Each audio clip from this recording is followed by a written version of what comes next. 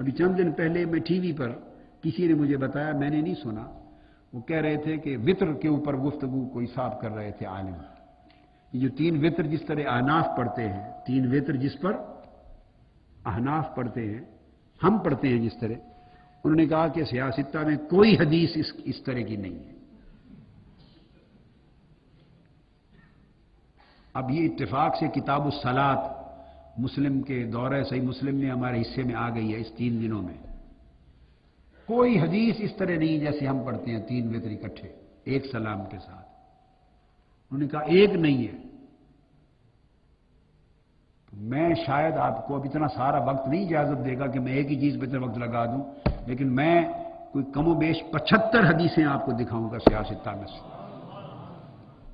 جو احناف کے طریق پر وطر جو امام اعظم کا مذہب ہے ایک سلام سے پڑھنا.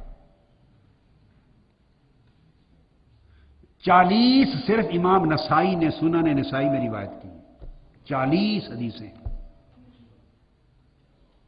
اسی طرح درجن ابو داؤد میں ہے، اس طرح ترمذی میں ہے، اسی طرح مسلم ہر جگہ آپ کو ملیں گی. تو یہ دعویٰ کر دیا نا ہے ہی نہیں، کوئی ایک حدیث ہی نہیں ہے. کتنے تعجب کی بات ہے، کتنے تعجب کی بات ہے. ہاں یہ کہے کہ میری نظر سے نہیں گزری، بس یہ دیانت دارانہ بات ہے. یا کہے بھی میں زیادہ مطالعہ نہیں رکھتا تو مجھے معلوم نہیں، ہے اس سے بھی زیادہ دیانت دارانہ بات ہے، ایمانداری کی بات ہے. پہلے ایسے لوگ بھی میں نے دیکھے اور سنے ہیں جن سے سوال کیا جاتا وہ کہہ دیتے کہ میں اس میدان میں عالم نہیں ہوں، اہل علم سے پوچھو.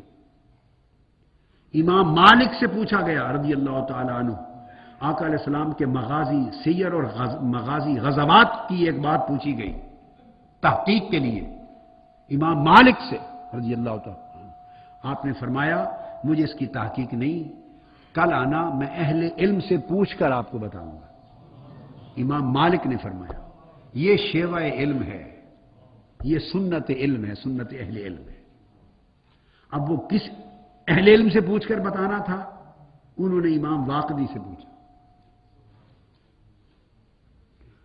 اب حدیث کے میدان میں امام واقدی فقہ نہیں ہے، علم حدیث میں واقدی فقہ نہیں ہے، مگر غزوات اور مغازی اور سیر کے واقعات ہوں اس میں وہ اوثق ہے، سب سے سکھا ہے. یہ ایک فن الگ الگ بات ہے. کہیں کسی کو پڑھا لکھا دیکھ لیا، اس نے لکھا کہ لیس بثقہ نہیں ہے، غیر ثقہ، یہ سکھا نہیں ہے. لیس بقوی، سکھا نہیں ہے، قوی نہیں ہے. نہ یہ دیکھا کہ کس میدان کے لیے لکھا ہے، نہ یہ دیکھا کس کے لیے لکھا ہے.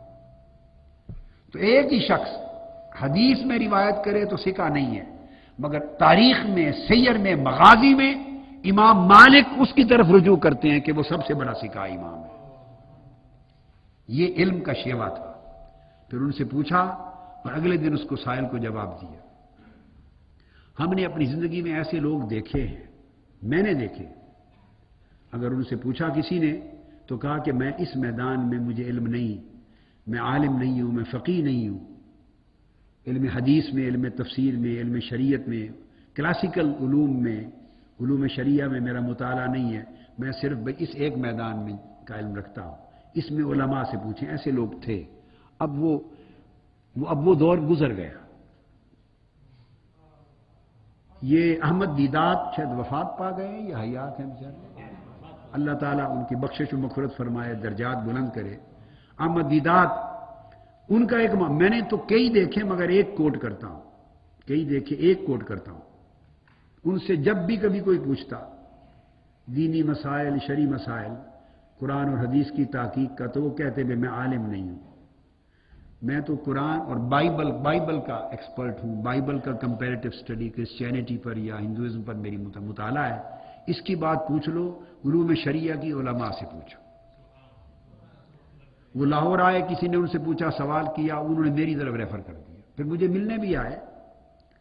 جب بھی دنیا بھر وہ دورے کرتے اور ان کو علوم شریعہ پر، حدیث میں، تفسیر میں، فقہ میں، اسلامی مسائل کے اوپر بڑے ادق سوالات لوگ کرتے، ان کو تو کہہ دیتے کہ میں اس میں ایکسپرٹ نہیں ہوں، میرا فیلڈ یہ ہے. لیکن وہ نوٹ کرتے رہتے. اور میں جب کبھی ساؤتھ افریقہ دورے پر جاتا وہ مجھے ملتے اور کاپی لے کر آتے، وہ سارے سوالات مجھ سے پوچھتے، ڈسکس کر کے جواب لکھتے تھے۔ یہ ان کا میرے ساتھ یہ ذاتی تعلق تھا۔ یعنی یہ واقعہ میں اس لیے بیان کر رہا ہوں کہ یہ ایک کردار، کتنی عظمت کردار کی بات ہے۔ لوگوں کو بھی کہہ دینا کہ میں اس فیلڈ میں عالم نہیں ہوں، اور پھر پوچھنے میں بھی تأمل اور جھجک نہ کرنا، یہ شیوہ علم ہے۔ پوچھنا آدھا علم ہے۔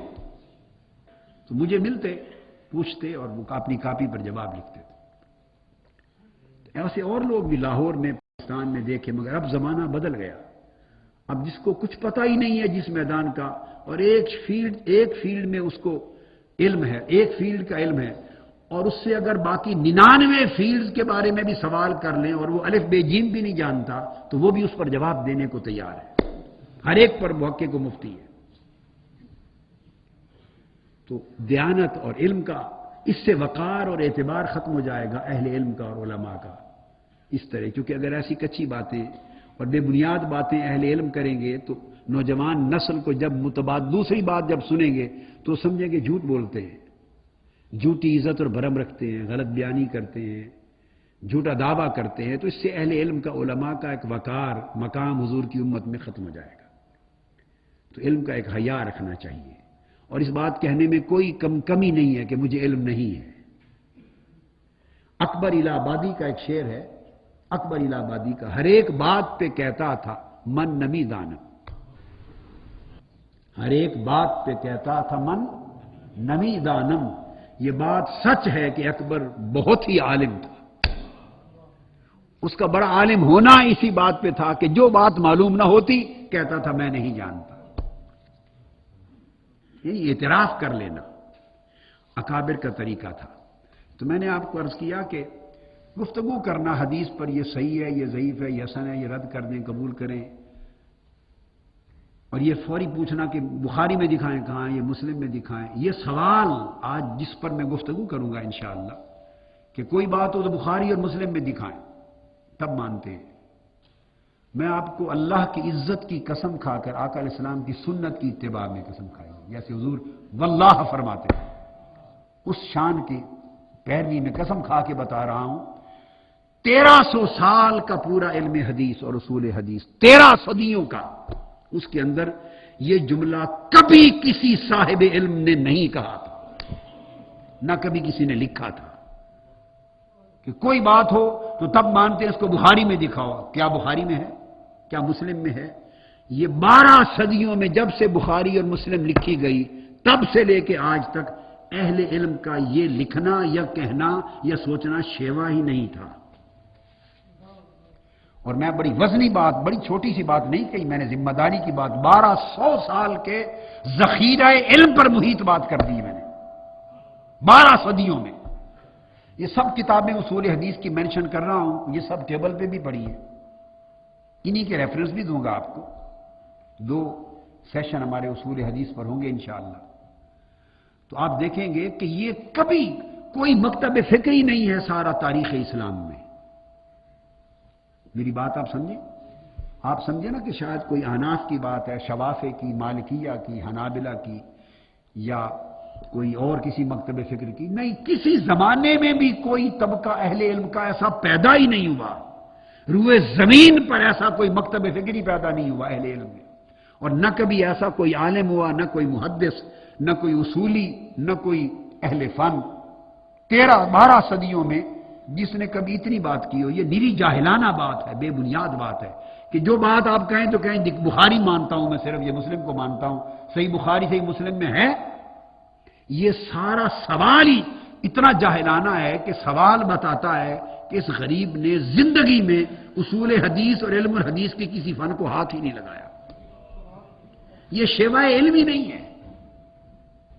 میں نے آپ کو یہ بات کہہ دی نا، میں اس کا احسان مند ہوں گا اگر کوئی مجھے 1200 سال کے اصول حدیث کے ذخیرہ علم میں سے کوئی ایک چھوٹا سا طبقہ اہل علم یا کوئی امام دکھا دے جس نے اصول حدیث میں یہ کوئی مکتب فکر یا یہ کوئی اصول بیان کیا ہو کہ سب تب مانو اس بات کو صحیح، اگر بخاری اور مسلم میں ہو، اگر بخاری مسلم میں نہ ہو تو پھر نہ مانو۔